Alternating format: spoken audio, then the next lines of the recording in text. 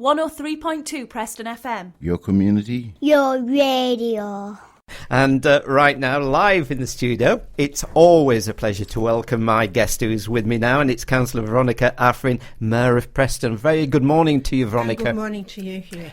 And Veronica, even though you and I only meet once a month, I must admit I feel that I'm with you daily because I buy the Lancashire Evening Post. That's good. That's good. I'm any form of media needs to be encouraged, doesn't it? It certainly does. And I'm not really plugging the LEP there, but I'm meaning that because you are such a photogenic person here in Preston, it's always nice to see you. Thank you.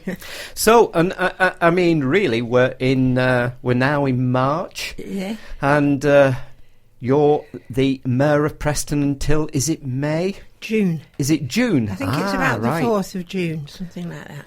So what about the year? I mean, has it really gone so quick since you became Mayor of Preston? Unfortunately, the older you get, the quicker the years go. It's gone quickly, but it's been an absolute pleasure. I haven't noticed it going any quicker than any other year, to be honest. No. We've just taken it day by day, and which is what my mayoresses are now included, what we decided to do at the start, that we would just go with it, make it, this is the priority in my life at the moment. Obviously, my family still priority, but and that's really what I do. It does mean you don't perhaps see as much of other people as you might have done, but it's been a total dream, really, an absolute dream. I could imagine that. Well, once the year is over as Mayor, is that it? Or have you thought maybe about writing about the year? Or will you have, is there a way then that within the council you do have to do something like that, actually recollect the year into some form of written oratory or something? No, you don't have to do that. I'll still be a councillor. Yes, of course. And I still have, that's the other side of being the mayor. I have a very busy ward. And the people, I still deal a lot with people in St Matthews, and that's what I want to continue doing. When you talk about writing, my daughter was very keen that I would keep a record, because obviously that's a history for the children, isn't it? Yes. For her children and of course. My other granddaughter, who's mayoress, so she could probably keep her own record.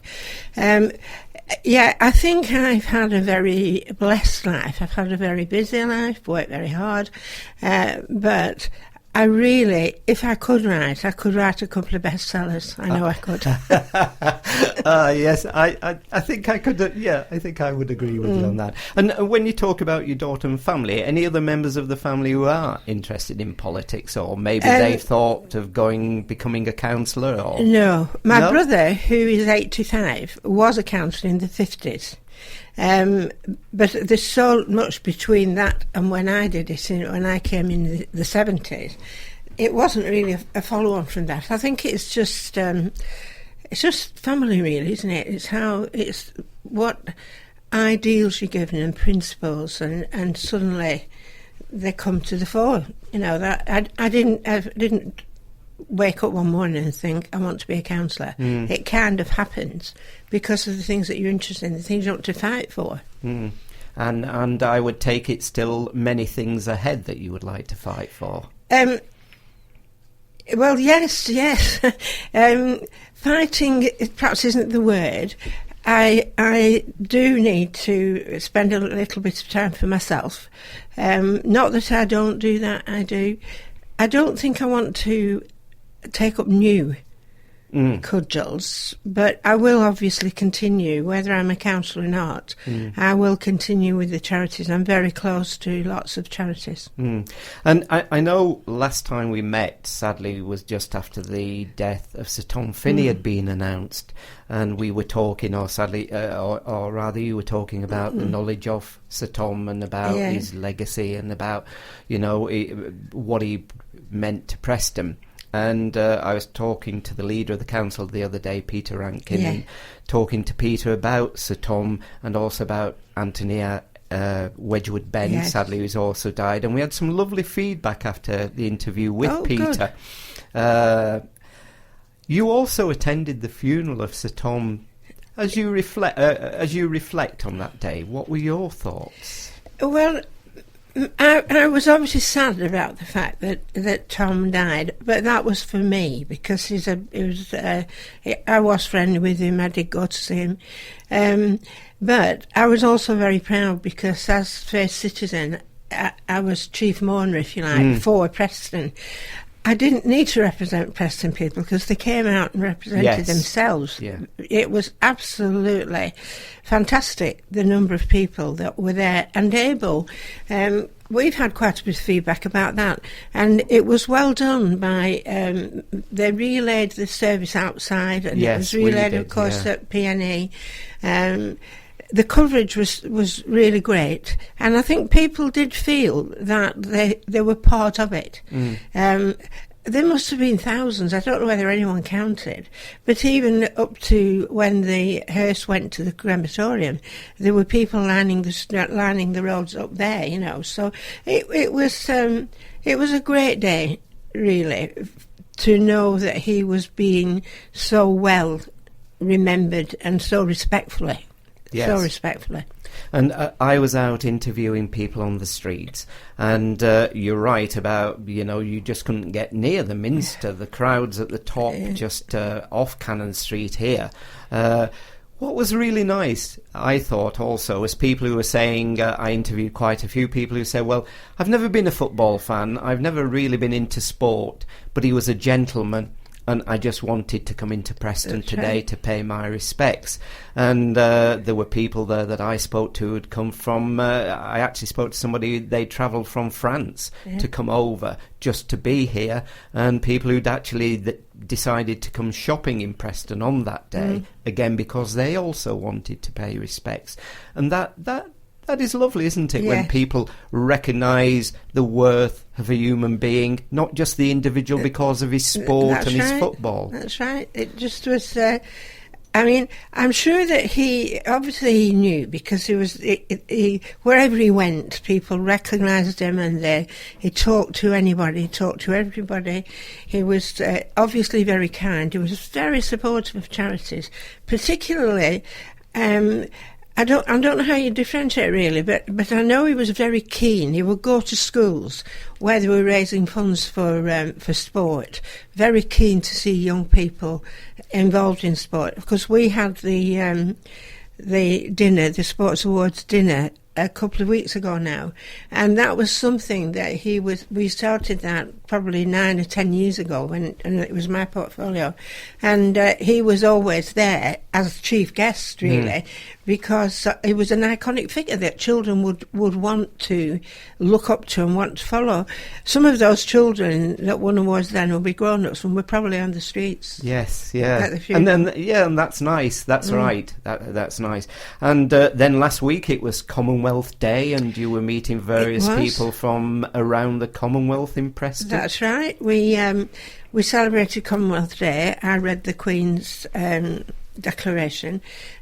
We had a group of Africans from Ghana and Nigeria. They are a local group that work together all the time. We had someone from the Hindus. We had the lady from the trampoline, Angela. She chose to come to be with us.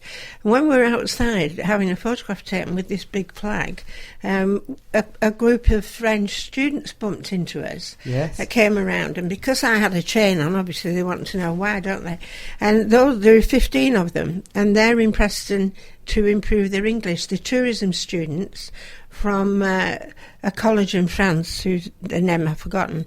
But they then took our email, and the tutors came in yesterday, and the other group, the 15, are coming in not this next week, the week after.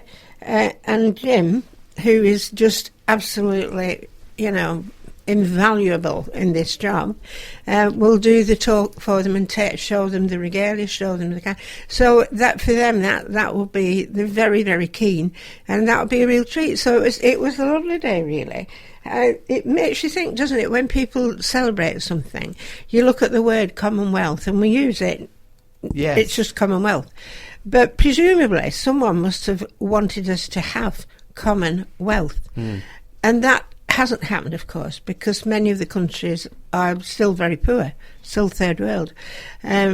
So it wasn't a success in that way. But I think for its time, it probably was a great idea and a great thing to do. And it still has a meaning. It gets away from the British Raj and all that, doesn't it? I think that was the clear cut.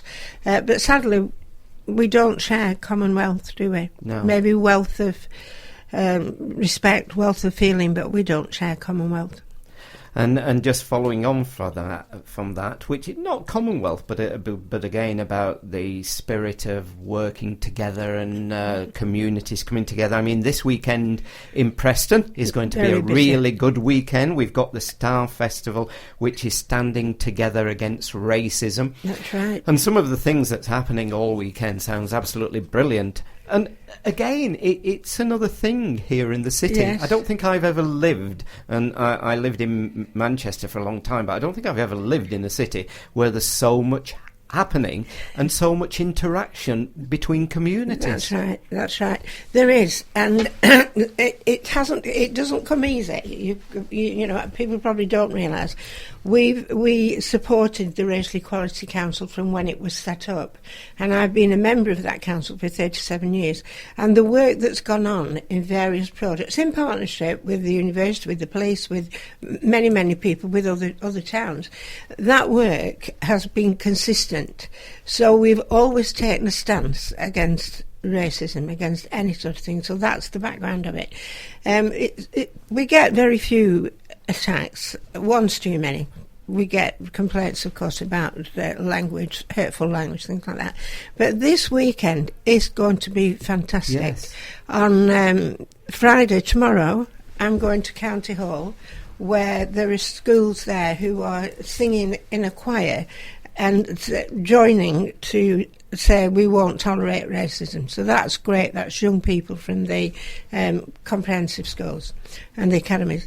And then on Saturday on the Market Square, there will be lots of other people there talking about what they do and what they want to do to make sure we have to keep this good atmosphere in Preston. We have to. It is a good place to live, and it's good. It doesn't matter what colour or creed you are. You're there and you're welcome, and we don't even notice, do we, anymore? It's not a surprise to us to hear any foreign language now. No. So that will be going on in the Market Square. I'll be there in the morning, I think, to open it. I'm not sure, but I'll certainly be there. We're going to have a big picture of Nelson Mandela for people to write comments, presumably in a sort of book, because obviously he is the anti-racism hero. A lot of good people have gone away this year, haven't they? Yes. That's the thing. And then, of course, we have the concert on Sunday. A big event in the town, at Guildhall. Tickets are free. If people want to get them, they just go to the tourism office at the front of the Guildhall. And it just should be a particularly brilliant weekend. I know. And for our listeners, the Sunday there's some brilliant artists from all over the world. There's soul, reggae, hip-hop, everything, poetry. And it sounds like that's going to be a brilliant day. That's right. Well, it's been a pleasure. Can I thank you for coming into Chat City again this morning? And the nice thing is now to know that in the role of mayor, I can now meet you for the next 2 months. You can. I was thinking it was 1 month, but no, now we've got April and the whole of May. So that will be nice then. It will be nice. It is... but it is a year, you know. People, we have to understand that it's a year, and when it's the king is dead, long live the king. As simple as that, you know. And I will. I'm not looking forward to going. I'm going to enjoy every day left, but I will still be enjoying my life as I do anyway after that's over, you know, and supporting the new mayor. Lovely. Well, I look forward to our next meet, and thank you very much. Thank you. Thank you, Hughie. We hope you've enjoyed this interview as much as we have. Why not join our Chat City family and give us a tweet at Chat City PFM.